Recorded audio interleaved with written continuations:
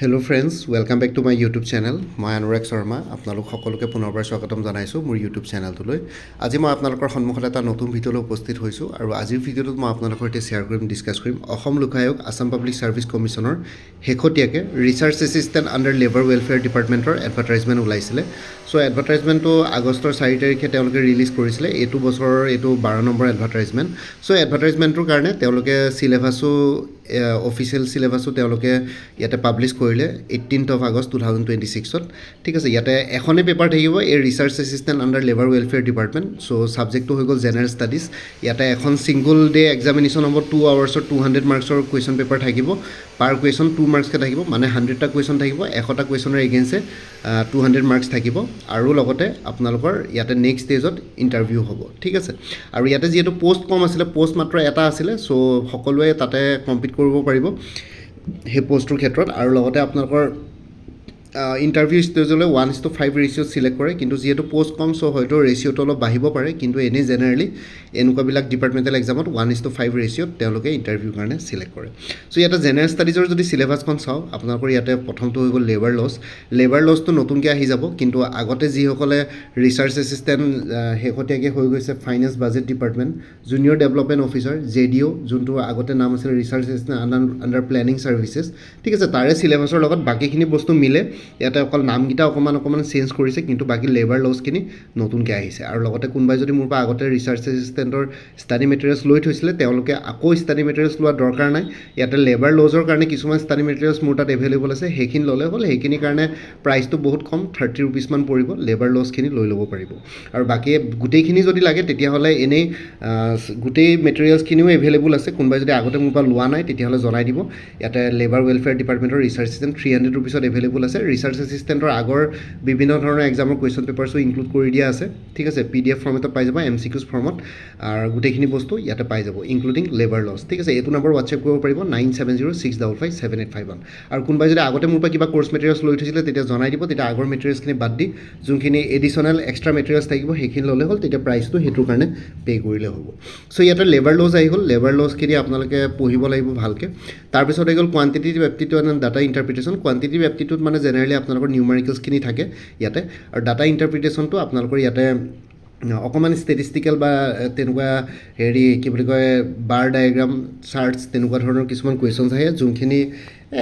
Answer উলিয়াবৰ কাৰণে easy থাকে। কুৱেশ্যনটো অকণমান পঢ়িলে মানে এনচাৰ উলিয়াব পাৰে। 2-এটা কুৱেশ্যন তাৰো মই দি দিম বাৰু। আৰু কোৱান্টিটিভ এপ্টিটিউড যোনখিনি আছে, মোৰ পৰা ষ্টাডি মেটেৰিয়েলছ যোনখিনিয়ে লৈছিলে, তাতে আপোনালোকে দেখিব যে ষ্টাডি মেটেৰিয়েলছখিনি প্ৰিভিয়াছ ইয়েৰ কুৱেশ্যনছ বহুতখিনি ইনক্লুডেড আছে, APSC হওক বা অন্যান্য হওক। তাতে আপোনালোকে quantitative এপ্টিটিউডৰ কুৱেশ্যনছবিলাকৰ step by step explanation formula গোটেইখিনি মই দি দিছিলোঁ। সেই কোৱান্টিটিভ এপ্টিটিউডখিনি যিসকলে শেহতীয়াকৈ ৰিচাৰ্চ এছিষ্টেণ্টৰ এক্সাম দিবলৈ গৈছে তেওঁলোকৰ কাৰণে ইজি হ'ব, কাৰণ মই যোনখিনি মেটেৰিয়েলছ প্ৰভাইড কৰিছিলোঁ সেইখিনিৰ পৰাই কুৱেশ্যনবিলাক ৰিপিটেডলি আহি থাকে কোৱান্টিটিভ এপ্টিটিউডৰ, খালি জাষ্ট ডাটাবিলাক চেঞ্জেছ কৰি দিয়ে, যেনেকৈ নাম, নিউমাৰিকেলছবিলাক, নাম্বাৰ্ছবিলাক, সেইবিলাক অলপ চেঞ্জ কৰি দিয়ে। বাকী কুৱেশ্যনছবিলাক, পেটাৰ্ণছবিলাক একেই থাকে। ঠিক আছে, সেইখিনি যদি পঢ়ি যায়, সেইখিনিৰ কাৰণে এজন ছাকচেছফুল কেণ্ডিডেটে প্ৰিপেয়াৰ কৰিছিলে সেই মেটেৰিয়েলছখিনি। ছ' সেইখিনি যদি আপোনালোকে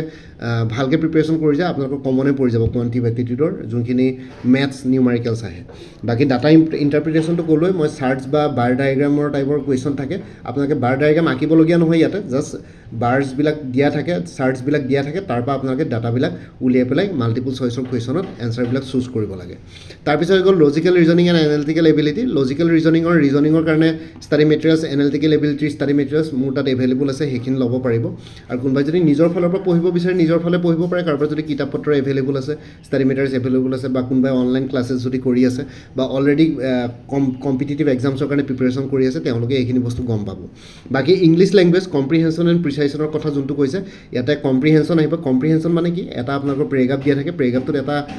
থুলমূলকৈ এটা ষ্টৰি দিয়া থাকে। সেই ষ্টৰিটো পঢ়ি পেলাই আপোনালোকে যোনকেইটা কুৱেশ্যন ফ'ল' কৰিব, 2টা 3টা 4টা, সেই কুৱেশ্যনকেইটাৰ এনচাৰ আপোনালোকে দিব লাগে তাৰপৰা পঢ়ি পেলাই। মাল্টিপুল চইচ কুৱেশ্যনছ থাকিব, খালি পেৰেগ্ৰাফটোৰ পৰা পঢ়ি পেলাই সেই এনচাৰ্ছবিলাকৰ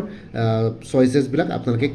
টিক কৰিব লাগে। ঠিক আছে, আৰু প্ৰিচাইশ্যন মানে বেলেগ একো নহয়। প্ৰিচাইশ্যন বুলি ক'লে মানে আপোনালোকে ভয় নাখাব, প্ৰিচাইশ্যন মানে ইংলিছ গ্ৰামাৰৰ কথা কৈছে, ইংলিছ গ্ৰামাৰকে প্ৰিচাইশ্যন বুলি ইয়াতে কোৱা হৈছে। বাকী জেনেৰেল ষ্টাডিজৰ চিলেবাছ সকলোবোৰ কম্পিটিটিভ এক্সামছৰ কাৰণে বা APSCৰ কাৰণে একেই হয় ঠিক আছে কাৰেণ্ট এফেয়াৰ্ছ ইয়াতে থাকিব নেশ্যনেল ইণ্টাৰনেশ্যনেল ৰিজনেল সেইখিনি বস্তু মোৰ তাত ইনক্লুডেড আছে কোনোবাই যদি নিজৰ ফালৰ পৰা প্ৰিপেৰেশ্যন কৰক একো কথা নাই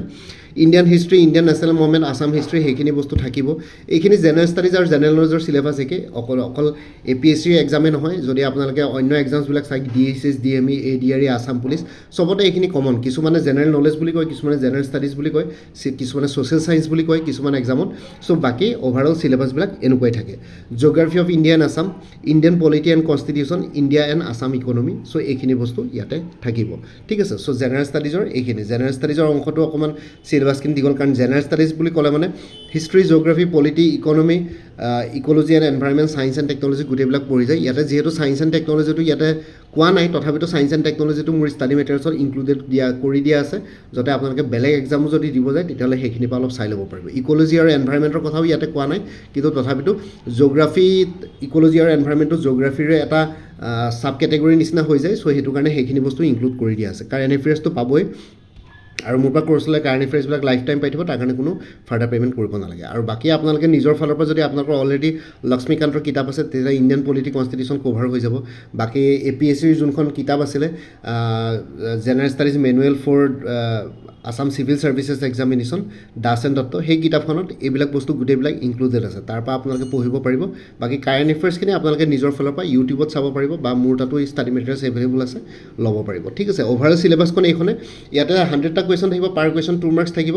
আৰু টোটেল 200 মাৰ্কছ 100টা কুৱেশ্যন 2 × 100 200 আৰু লগতে 2 আৱাৰ্ছৰ এক্সাম হ'ব জেনেৰেলি APSCৰ এক্সাম যেনেকৈ হয় আৰু লগতে আপোনালোকৰ ইয়াতে নিগেটিভ মাৰ্কিং থাকিব 0.50 মাৰ্ক নিগেটিভ মাৰ্কিং নাথাকাকৈ APSC এক্সাম কণ্ডাক্ট নকৰে চ' নিগেটিভ মাৰ্কিং আপোনালোকে এক্সপেক্ট কৰিব পাৰে 1/4 of the marks assign to that question বাদে এটা কুৱেশ্যনত যিমান মাৰ্কছ থাকে তাৰে 4/ভাগৰ এভাগ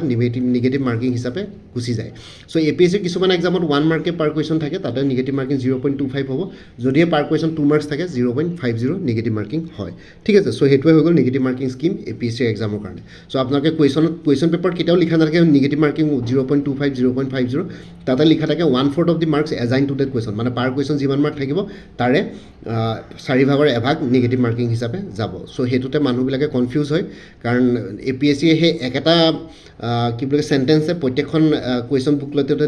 দি দিয়ে কাৰণ কিছুমান এক্সামত 100 মাৰ্কছ থাকে কিছুমান 200 মাৰ্কছ থাকে তেওঁলোকে ইমান বেছি কষ্ট নকৰে আৰু 0.25 0.50 লিখি চ' সেইটো কাৰণে ডাইৰেক্ট তেনেকুৱা এটা চেণ্টেঞ্চ দি দিয়ে সেইটোৰ পৰা আপোনালোকে বুজিব লাগিব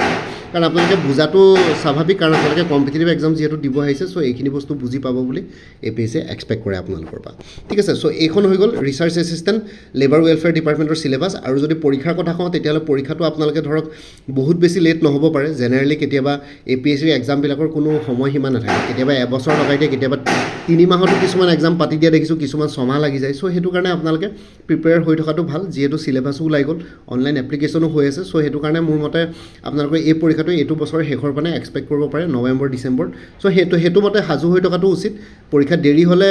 ঠিকে আছে বাৰু দেৰি হ'ব পাৰে কিন্তু তথাপিতো আপোনালোকে ভাবিব লাগিব যে এইটো বছৰৰ শেষৰ ফালে পৰীক্ষা কণ্ডাক্ট কৰি দিব পাৰে আৰু APSCৰ ৰেকৰ্ড আছে কেতিয়াবা 60 ডেইজতো এক্সাম কণ্ডাক্ট কৰি দিয়ে চ' সেইটো কাৰণে আপোনালোকৰ ক'ব নোৱাৰি পষ্ট কম আছে পটককৈ এক্সাম পাতি দিব পাৰে চ' সেইটো কাৰণে প্ৰিপেৰেশ্যন কৰি থকাটোৱে ভাল হ'ব মোৰ মতে ঠিক আছে চ' এইখিনি আপোনালোকক এডভাইচ দিব বিচাৰোঁ আৰু বাকী আপোনালোকক যদি ষ্টাডি মেটেৰিয়েলছ লাগে তেতিয়াহ'লে ৰিচাৰ্চ এছিষ্টেণ্ট ফাইনেন্স বাজেটৰ ৰিচাৰ্চ এছিষ্টেণ্ট লেবাৰ ৱেলফেয়াৰ ডিপাৰ্টমেণ্টৰ এইটো নম্বৰ হোৱাটছএপ কৰিব পাৰিব 9706557851 ঠিক তেনেদৰে APSC assistant manager junior manager APGSLৰ যোনটো জেনেৰেল ষ্টাডিজ আৰু ইংলিছৰ চিলেবাছ আছে সেই দুটা এছিষ্টেণ্ট মেনেজাৰ আৰু জুনিয়ৰ মেনেজাৰ চিলেবাছ দুটা একেই হয় ঠিক আছে আইডেণ্টিকেল হয় তাৰ কাৰণে ষ্টাডি মেটেৰিয়েলছ এভেইলেবল আছে 200ত আৰু তাতে ইম'চনেল ইণ্টেলিজেঞ্চ বুলি এটা ছেকশ্যন আছে সেই ইম'চনেল ইণ্টেলিজেঞ্চৰো ষ্টাডি মেটেৰিয়েলছ কিছুমান মই ইয়াতে ইনক্লুডেড কৰি দিছোঁ প্ৰথমতে পোৱা নাছিলোঁ কিন্তু এতিয়া মই সেইখিনি পালোঁ চ' সেইখিনি ইনক্লুড কৰি দিছোঁ ঠিক আছে এইটো নম্বৰ হোৱাটছএপ কৰিব পাৰিব তাৰপিছত APSC assistant geologist chemist geophysicist drilling engineer assistant mining ইঞ্জিনিয়াৰৰ যোনটো জেনেৰেল ষ্টাডিজৰ চিলেবাছ আছে তাৰ কাৰণে ষ্টাডি মেটেৰিয়েলছ এভেইলেবল আছে 200ত এইটো নম্বৰ হোৱাটছএপ কৰিব পাৰিব 9706557851 তাৰপিছত হৈ গ'ল APSC veterinary officer block veterinary officer general ষ্টাডিজৰ কাৰণে ষ্টাডি মেটেৰিয়েলছ এভেইলেবল আছে 250ত এইটো নম্বৰ হোৱাটছএপ কৰিব পাৰিব 9706557851 APSC forest ranger soil conservation ranger পৰীক্ষাটো আৰম্ভ হ'বলৈ গৈ আছে ছানডেৰ পৰা চ' সেইটো কাৰণে ষ্টাডি মেটেৰিয়েলছ এভেইলেবল আছে ইংলিছৰ জেনেৰেল নলেজৰ ওপৰত 350ত এইটো নম্বৰ হোৱাটছএপ কৰিব পাৰিব APSC জুনিয়ৰ ডেভেলপমেণ্ট অফিচাৰ পৰীক্ষা কি বুলি কয় নটিফিকেশ্যন এইটো বছৰতে ওলাব লাগে পষ্টৰ প্ৰত্যেক বছৰে ওলায় চ' তাৰ কাৰণে ষ্টাডি মেটেৰিয়েলছ এভেইলেবল আছে 300ত এইটো নম্বৰ হোৱাটছএপ কৰিব পাৰিব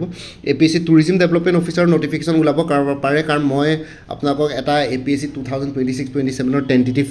কি নটিফিকেশ্যন ওলাব পাৰে তাৰে এটা লিষ্ট দিছিলোঁ ভিডিঅ' এটাত চ' সেই লিষ্টখিনি যদি চাই তেতিয়াহ'লে সেই লিষ্টখনত আপোনালোকে এইখিনি এক্সাম ইনক্লুডেড আছে চ' এইটো কাৰণে ষ্টাডি মেটেৰিয়েলছ এভেইলেবল আছে কোনোবা যদি ইণ্টাৰেষ্টেড ল'ব বিচাৰিলে এইটো নম্বৰ হোৱাটছএপ কৰিব পাৰিব 9706557851 আছাম হোমগাৰ্ড ছাৰ্ভিচৰ কোৰ্চ মেটেৰিয়েলছ এভেইলেবল আছে পেপাৰ 1 পেপাৰ 2 হোমগাৰ্ড ছাৰ্ভিচৰ পৰীক্ষাও এইটো বছৰ শেষৰ ফালে হোৱাৰ সম্ভাৱনা বেছি আছে তাৰ কাৰণে প্ৰিপেৰেশ্যন কৰি থাকক 275 ৰুপিছত এভেইলেবল আছে এইটো নম্বৰ হোৱাটছএপ কৰিব পাৰিব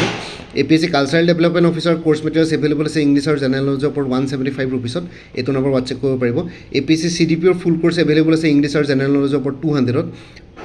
পোষ্ট ওলাব পাৰে APSC enforcement inspector course materials available আছে 400ত DSSDME গ্ৰেড 3 পৰীক্ষাও হ'ব নন টেকনিকেল 191 পোষ্টৰ কাৰণে তাৰ কাৰণে প্ৰেক্টিছ মক পেপাৰ্ছ এভেইলেবল আছে 75 ৰুপিছত DSSDME গ্ৰেড 3 নন টেকনিকেলৰ কোৰ্চ মেটেৰিয়েলছ এভেইলেবল আছে 350 DSSDME grade 3 non technical full close course practice mock papers লিখিলে 400 ৰুপিছত এভেইলেবল আছে এইটো নম্বৰ হোৱাটছএপ কৰিব পাৰিব 9706557851 গুৱাহাটী আগৰ ষ্টেন'গ্ৰাফাৰ গ্ৰেড 2ৰ কাৰণে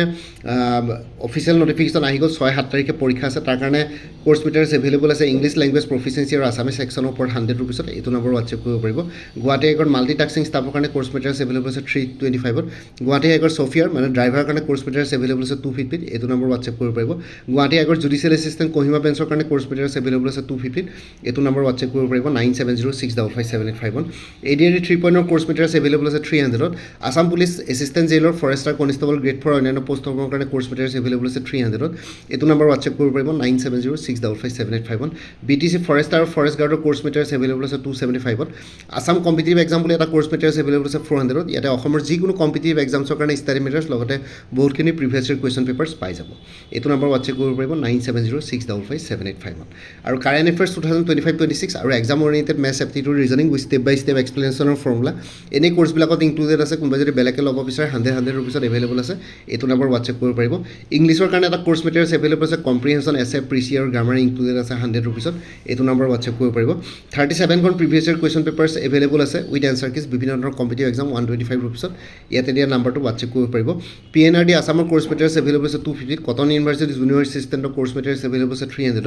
Assam agriculture university non teaching পোষ্টবিলাকৰ কাৰণে কোৰ্চ মেটেৰিয়েলছ এভেইলেবল আছে 300ত APSC assistant engineer junior engineer course materials available আছে জেনেৰেল ষ্টাডিজ আৰু ইংলিছ গ্ৰামাৰৰ ওপৰত 250ত এইটো নম্বৰ হোৱাটছএপ কৰিব পাৰিব 9706557851 আপডেটেড কাৰেণ্ট এফেয়াৰ্ছবিলাক মোৰ পৰা কোৰ্চ লৈ লাইফ টাইম পাই থাকিব তাৰ কাৰণে একো ফাৰ্ডাৰ পে'মেণ্ট কৰিব নালাগে প্ৰত্যেক মাহৰ বিগিনিং বা ষ্টাৰ্টিঙতে এটা ৰিমাইণ্ডাৰ মেছেজ দিলে হ'ল যে প্ৰিভিয়াছ মান্থ বা লাষ্ট মান্থৰ কাৰেণ্ট এফেয়াৰ্ছ লাগে মই লগে লগে আপোনাৰ সৈতে শ্বেয়াৰ কৰি দিম ইণ্টাৰেষ্টেড কেণ্ডিডেটসকলে এইটো নম্বৰ হোৱাটছএপ কৰি জনাব পাৰিব 9706557851 আপোনালোকক কোনটো কোৰ্চ লাগে কোৰ্চৰ কণ্টেক্টখিনি শ্বেয়াৰ কৰিম লগতে পে'মেণ্টৰ লিংক দিম পে'মেণ্ট কৰাৰ লগে লগে গোটেই কোৰ্চটো নিজৰ হোৱাটছএপত PDF ফৰ্মেটত পাই যাব আৰু আগতে কোনোবাই যদি মোৰ পৰা কিবা কোৰ্চ লৈ উঠিছিলে এবাৰ জনাই দিব তেতিয়া আগৰ মেটেৰিয়েলছখিনি বাদ দি যোনখিনি নতুন মেটেৰিয়েলছ লাগিব সেইখিনি ল'লে হ'ল তেতিয়া প্ৰাইচটো অলপ কমি যাব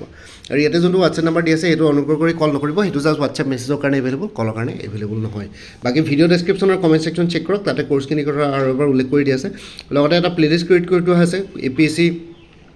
ৰিচাৰ্চ এছিষ্টেণ্ট বুলি সেই প্লেলিষ্টৰ লিংকটো ভিডিঅ' ডেছক্ৰিপশ্যনত দিয়া আছে সেই প্লেলিষ্টত গ'লে এই পৰীক্ষাটোৰ লগত জড়িত সকলো ধৰণৰ ভিডিঅ'ছ পাই যাব লগতে মোৰ আৰু এটা চেনেল আছে অসম IQ বুলি সেই চেনেলটোৰ লিংকটো ভিডিঅ' ডেছক্ৰিপশ্যনত দিয়া আছে আপোনালোকে সেইটো চেনেলো ছাবস্ক্ৰাইব কৰি ল'ব পাৰিব যাতে ভৱিষ্যতলৈ এনেকুৱা ধৰণৰ কম্পিটিটিভ এক্সামছবিলাক দিয়াৰ ক্ষেত্ৰত আৰু অলপ এক্সট্ৰা গাইডেঞ্চ পাই যায় বাকী মোৰ ভিডিঅ'ছবোৰ চাই যদি ভাল পায় মোৰ চেনেলটো ছাবস্ক্ৰাইব কৰি ল'ব আৰু লগতে আপোনালোকৰ যিমানখিনি ফেমিলি ফ্ৰেণ্ডছ ৰিলেটিভছ আৰু চিনাকি এক্সপিৰিয়েঞ্চ আছে তেওঁলোকৰ লগত মোৰ চেনেলটো শ্বেয়াৰ কৰিব লগতে কমেণ্ট ছেকশ্যনত জনাব কিবা যদি কুৱেশ্যন থাকে ডাউট থাকে মই নিশ্চয় আপোনালোকৰ কুৱেশ্যনছ আৰু ডাউটছবিলাকৰ ৰিপ্লাই দিবলৈ চেষ্টা কৰিম বাকী আজিৰ ভিডিঅ'টো ইমানতে সমাপ্ত কৰি আপোনালোক সকলোৰ পৰা বিদায় ল'লোঁ কাইলৈ পুনৰ এটা নতুন ভিডিঅ'লৈ আপোনালোকৰ সন্মুখত উপস্থিত হ'ম তেতিয়ালৈকে ভালকৈ প্ৰিপেৰেশ্যন কৰি থাকক সকলোৱে অল দি বেষ্ট থাকিলে bye and take care friends Bharat মাতা কি জয় জয় আই অসম